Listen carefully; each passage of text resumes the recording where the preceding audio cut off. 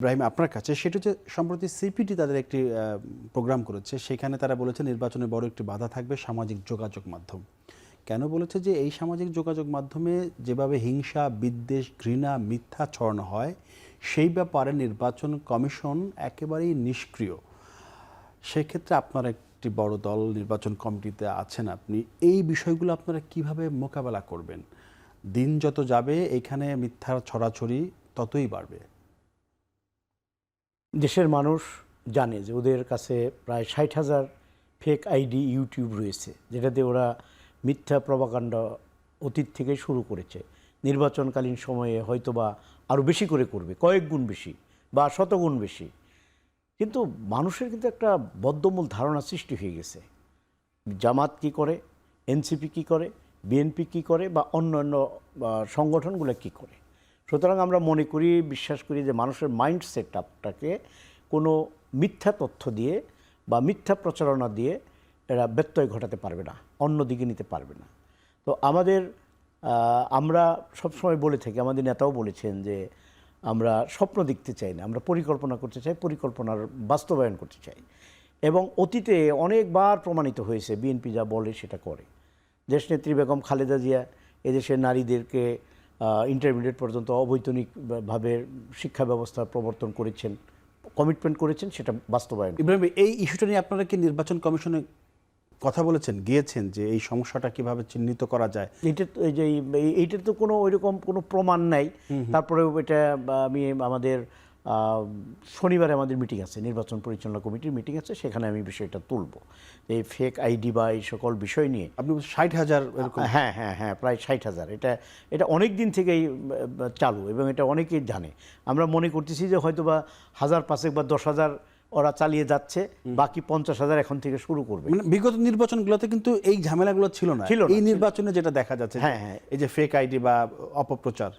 এবং অপপ্রচারের মধ্যে আপনি দেখেন ৫ তারিখের পরে তাদের অবস্থান, তারা নিজেরাই কতবার কতভাবে দেখা গেল, যারা এই জুলাই যোদ্ধা, সেই সার্জিস আলমরা, নাহিদরা বা অনেকেই যারা ছিল, তারা দেখা গেছে যে এই আপনি আমাদের সাখাওয়াত সায়ন্ত সাহেবের একটা কনভারসেশন বোধহয় শুনেছেন, যে মিয়া গোলাম পরোয়ারের সাথে, না, ডাক্তার মোহাম্মদ তাহেরের সাথে আপনি জেলখানায় কথোপকথন হয়েছে যে নাহিদকে চিনেন কিনা। উনি বলছে হ্যাঁ, নাম শুনেছি। কয় কেন, সে তো আমাদেরই, আমরা ওখানে দিয়ে রেখেছি, তাকে ওইভাবে তৈরি করেছি। তো এইটা তো অ্যাকচুয়ালি তাদের মধ্যকার যে বন্দোবস্ত, এটা আমরা তো আর সব জানি না, যতটুকু দেখি অতটুকুতে বোঝা যায়। আমার মনে হয় এই জোটটা তাদের পূর্ব যে বন্দোবস্ত তারই একটা অংশ বিশেষ। আর এগুলো করে খুব একটা ভালো করা যায় বলে আমার মনে হয় না। আমি আপনার বিরুদ্ধে বিশুদ্ধার করলাম, কিন্তু আপনার আচরণ, উচ্চারণ সব কিছুর মধ্যে যদি আমার এই বিশুদ্ধার কোনো মিল না থাকে, তাহলে কিন্তু এটা আপনাকে এফেক্ট করবে না। আচ্ছা, আমরা মনে করি ওদের এই প্রচারণা, প্রভাকাণ্ডা আল্লাহর রহমতে বিএনপির কোনো প্রভাব পড়বে বলে আমি মনে করি। তুষার ভাই, আপনি এই ইস্যুতে যদি বলতে চান বলতে পারেন, কিন্তু আপনার জন্য প্রশ্ন ভিন্ন, মানে রাজনৈতিক প্রশ্ন বাদে। সেটা হচ্ছে যে ঘোষণা ছাড়াই বন্ধ হচ্ছে বাংলাদেশের জন্য অনেকের ভিসার দরজা, ফলে যারা ভিসা দিচ্ছে তাদেরও সেই ভিসা দেওয়ার গতি কমে গেছে। ফলে বাংলাদেশের জন্য কি বিদেশের যে দরজা সেটা কি ধীরে ধীরে সংকুচিত হয়ে যাচ্ছে কিনা? হ্যাঁ, বাংলাদেশের জন্য বিদেশের দরজা ধীরে ধীরে সংকুচিত হয়ে আসছে। এর অনেকগুলি কারণ আছে। তার মধ্যে সবচেয়ে বড় কারণ হচ্ছে বাংলাদেশে অগণতান্ত্রিক সরকার এবং বাংলাদেশে একটা নির্বাচনহীন অবস্থা। বাংলাদেশের নিরাপত্তা ব্যবস্থা খুবই করুণ, এটা সবাই দেখতে পাচ্ছে। কারণ এইখানে আপনি যতই বিভিন্ন অজুহাত দিয়ে লোকের গলায় জুতা ঝোলান, মানুষকে পিটিয়ে হত্যা করেন, মানুষকে আগুন ধরিয়ে দেন, এই ধরনের নৃশংসতা যাই করেন না কেন, বিদেশিরা যখন এটা দেখে তখন তারা সেটা তাদের দৃষ্টিভঙ্গি অনুযায়ী বিবেচনা করে। আপনি কত বড় যোদ্ধা, কত বড় বিপ্লবী, এটা তারা বিবেচনায় নেয় না। তারা বিবেচনায় নেয় যে এখানে এই ধরনের কর্মকাণ্ড হচ্ছে, এবং তারা তখন অত্যন্ত শঙ্কিত হয়ে ওঠে যে এই ধরনের লোকেরা তাদের ঢুকে পড়তে পারে বিভিন্ন সময়। তখন তারা রেস্ট্রিকশন আনে এমনভাবে যে আপনি খুব সহজে ভিসা পাবেন না, দেরিতে ভিসা পাবেন, অনেক যাচাই বাছাই করবে, এই কাজগুলি হয়। এটা হচ্ছে একটি। দ্বিতীয় হচ্ছে ভিসার খরচ বেড়ে গিয়েছে। বাংলাদেশের ডলারের সঙ্গে বাংলাদেশের টাকার যে মূল্যের পতন, এই পতনের ফলে আগে যদি একটি ভিসার খরচ হতো ১,০০০ টাকা, এখন খরচ হয় ১৩০০-১৪০০ টাকা। এইভাবে খরচের পরিমাণটা বেড়েছে। তারপর আপনি যদি দেখেন আমেরিকা অতি সম্প্রতি আমাদের প্রবেশাধিকার সংকুচিত করেছে। ৩টি এয়ারপোর্ট ছাড়া এই অঞ্চলের মানে বাঙালিরা ঢুকতে পারবে না, বাংলাদেশিরা ঢুকতে পারবে না, এবং একই সাথে যেগুলি ব্যবসা এবং ভিজিট ভিসা, যেটা B1 B2 ভিসার জন্য তারা বলেছে $5,000 থেকে $15,000 জামানত দিয়ে ঢুকতে হবে। $5,000 মানে 5 লক্ষ টাকার বেশি, প্রায় 6 লক্ষ টাকা, এবং $15,000 মানে প্রায় 18 লক্ষ টাকা। এই 18 লক্ষ টাকা আপনি জামানত দিয়ে যাবেন 1 মাস বা 15 দিন বা 2 মাস থাকার জন্য। তুষার ভাই, 3টি এয়ারপোর্টে কেন বাংলাদেশিদের জন্য শুধু? কারণ এটা হচ্ছে খুব সহজ। আপনি যদি আমার জন্য কি আলাদা যাচাই প্রবেশ পথ না, প্রবেশ পথ যত আপনি ছোট করে আনতে পারবেন, আচ্ছা। তত সেই পথ দিয়ে কেবল আপনি ঢুকবেন, এবং তখন সেইখানে ট্রেন লোকজনকে রাখা যাবে যারা বাংলাদেশি দেখলেই তারা অন্যরকম আচরণ করবে। যেমন আমি একবার মালয়েশিয়া গিয়েছিলাম, সেখানে গিয়ে আমি দেখি যে সবার পাসপোর্ট নিয়ে নিচ্ছে, আমার পাসপোর্টও নিয়ে নিল, আমার বাচ্চাদের পাসপোর্টও নিয়ে নিল। আমি তাদেরকে যতই বোঝানোর চেষ্টা করছি যে আমি বেড়াতে এসেছি, আমি কোনো শ্রমিক না বা কিছু না, তারা বললো যে না, বাংলাদেশেরই পাসপোর্ট মানেই আমরা আলাদা করে দেখব। আমি খুব অপমানিত বোধ করেছিলাম। এই ঘটনাটা ঠিক সেই রকম। এটা এক ধরনের ব্যবস্থা, যে ব্যবস্থায় সকলকে একই পাল্লায় ফেলে বিচার বিবেচনা করা হচ্ছে এবং ধারণা করানো হচ্ছে এইরকম যে বাংলাদেশিরা ওইখানে এক ধরনের উৎপাত, এই উৎপাত বন্ধ করার জন্য তারা যেন ঠিকমতো ঢুকতে না পারে। আপনি দেখবেন একাধিক তথ্য তারা প্রকাশ করেছে। একটা বলেছে তারা নাকি ওখানে প্রচুর সামাজিক সুবিধা নেয়, সোশ্যাল সিকিউরিটি, ইন্স্যুরেন্স, এগুলো নাকি তারা নেয়। বাঙালিরা নাকি, সেই বাংলাদেশের বাঙালিরা, তারা নাকি সেইখানে এই ধরনের একটা কাণ্ড কারখানা করেছে। আরেকটা তারা বলার চেষ্টা করেছে যে সেইখানে গিয়ে তারা অনেকেই কাজকর্ম করে না, এরকম কথাবার্তা বলার চেষ্টা করেছে। এছাড়াও তারা ভিসাবিহীন ওভারস্টে, এইখানেও নাকি আমরা অনেক বেশি আছি, এগুলি বলার চেষ্টা করেছে। প্রশ্ন হচ্ছে, এটা কি শুধু আমরাই করি?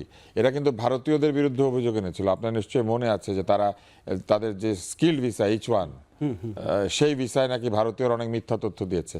কিন্তু আজকে যাদের ভিসা রেস্ট্রিকশন করা হয়েছে, $5,000 থেকে $15,000 জরিমানা তোরা জামানতের কথা বলা হয়েছে, সেখানে কিন্তু ভারতের নাম নাই, পাকিস্তানের নাম নাই, নেপাল, ভুটান, শ্রীলঙ্কা, মালদ্বীপ, এমনকি আফগানিস্তানের নামও নাই, কিন্তু সেখানে বাংলাদেশের নাম আছে।